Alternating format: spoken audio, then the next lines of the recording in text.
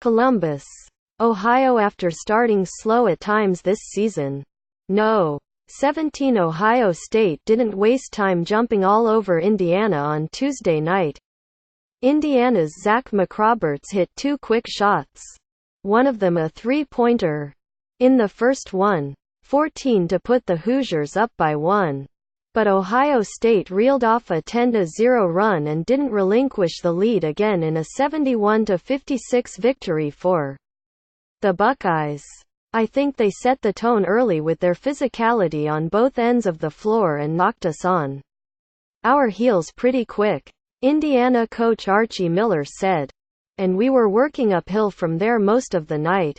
Jayshawn Tate had 16 points as Ohio State, 19-5, 10-1 Big Ten, bounced back strong from last week's buzzer-beater loss to Penn State that dropped them 3 places in the AP Top 25 poll and out of a tie with Purdue for first place in the conference.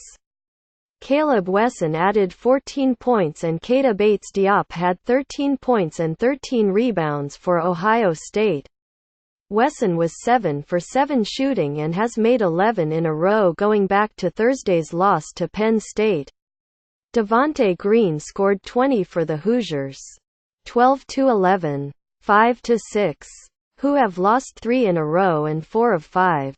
Indiana, playing its 4th game in 8 days including an emotional loss to rival Purdue on Sunday, shot just 36.4% from the floor after hitting better than 50% in the past 3 games. The Hoosiers' defense was suspect, too. They had trouble stopping the 6'9", 270-pound Wesson when he went to the basket in the lane.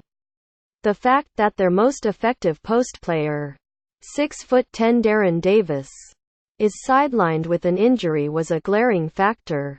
We had no answer for the big fella, Miller said. It's killing us right now inside.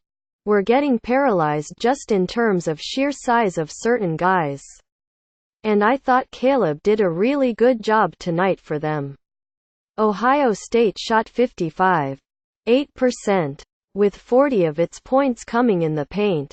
The Buckeyes led 38-23 at the half, and Indiana couldn't get any closer than 12 points the rest of the way.